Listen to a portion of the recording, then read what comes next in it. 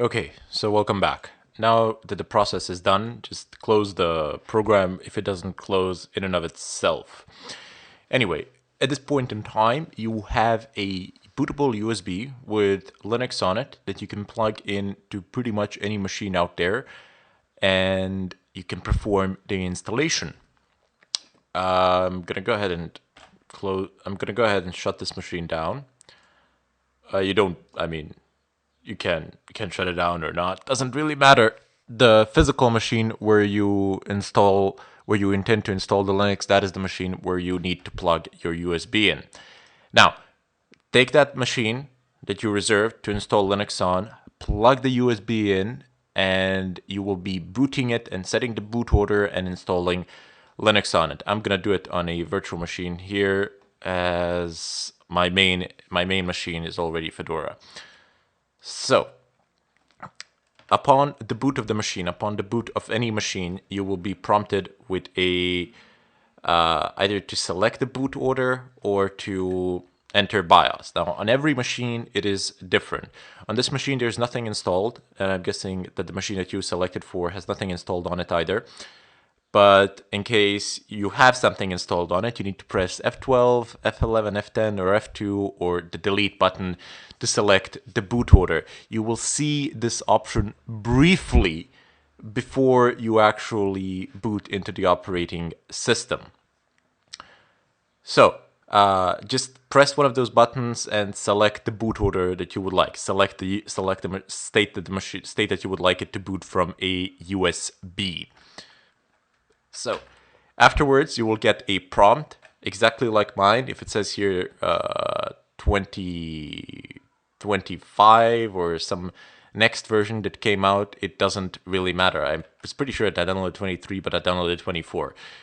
It's completely irrelevant whether it's 23, 24, or the 25, which is to come. It doesn't matter. Just select, just when you download it, as I said before, just download the latest version and that's it. So here I'm going to go ahead and show you how you can install Fedora Linux onto your machine as your main and single operating system. So select the first option, press enter, and then wait. Fedora will boot and install just fine on a UEFI BIOS-based machine, just as it will on a legacy-based machine. So going through this, okay, just wait for it to be done. It's doing its own thing in the back. And black screen for a while.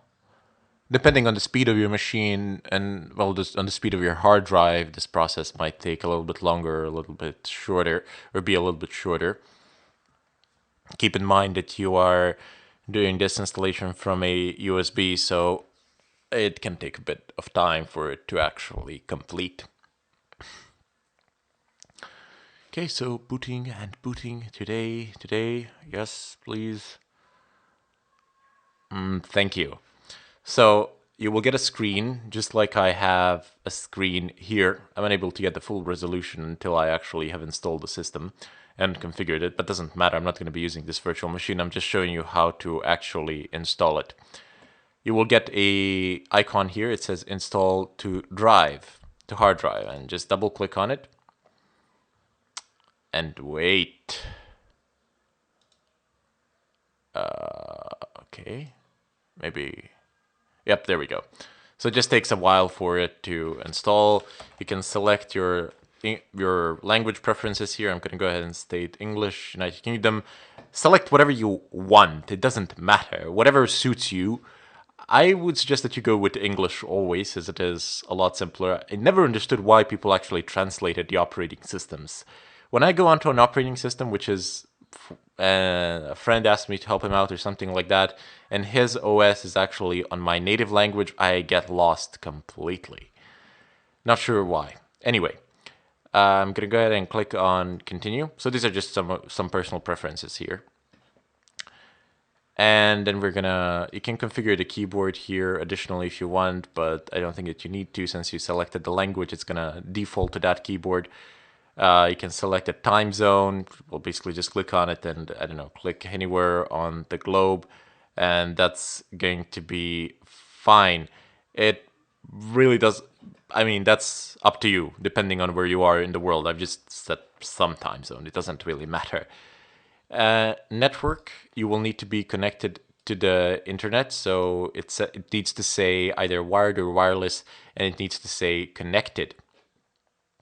So if you're on a wireless network, just go ahead and click on it and you're gonna get a prompt or something like that. If you don't, plug a cable into the machine and it's going to connect. Now it says here system. Well, maybe you don't necessarily need to be connected. I mean, if you don't have internet connection at the time of the installation, it should be fine. You can always perform certain updates later on. It says here installation destination, automatic partitioning selected. Okay, so sorry. You just click on it and open it up. You will get a series of disks here that you have available. I have this one available, and when I click on it, there's this sign here, and you select it, and you can I mean, there's no reason why you cannot just click on automatically configure partitioning and encrypt data. But if you have already an operating system installed here, you can just click on encrypt data if you want to encrypt it. I usually do, but if you lose your encryption passphrase or if you forget it, you will never again be able to recover that data. Just forget about it. So you can either opt to encrypt it or not to encrypt it. I would personally advise you not to encrypt it for these learning stages, as there is no need while you're learning to have all your drives fully encrypted. So you are just making it possible for you to mess things up. Later on, you can always reinstall the system or re-encrypt the drives while the system is actually installed if you want. But as I said, there's no need for it to do now at this point in time. Now you can also select this. I will configure partitioning, and then select I would like to, well, just select I will configure partitioning, because I'm guessing your partitions won't exactly be free. So just select I will configure partitioning and then click on done. And it will throw you here. The first thing that you're going to do is, well, you can leave it at this. No, I don't want to rescan the disk. Okay, so just click here, one storage drive selected, and see if that's the drive that you want it to be installed on. Okay, so go ahead and click on to plus, and you can create mount points here, etc. But the real reason why I actually brought you here is so that you learn how to actually make space available in case it is already occupied. So you can click here to create partitions in an automated fashion, and that's it. If you want to delete a partition or something like that, if you already have it occupied, you can delete it with select it, and there's a minus sign. Minus, minus, minus, and there you go. You delete all of them, and then you click here to create them automatically. Keep in mind that all data that is already contained on them will be lost, and you can see it already has boot FE there configured. So all of these things are created here for you. You don't need to do anything special, especially not for the learning process. Just click on create them automatically. The only reason why I brought you here is due to the fact that your disks might be occupied, so that you know how to delete them. You basically delete them with this minus sign, then you click here. Let me just do it one more time. So minus, minus, minus, and click here to create them automatically. And there you go. They're all created, and click on done. And it's going to destroy something, which is fine for me. Keep in mind that after this point in time, I'm going to accept the changes.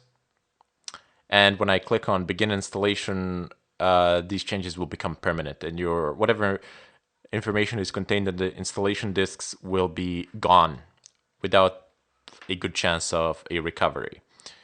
So let's go ahead and create our user.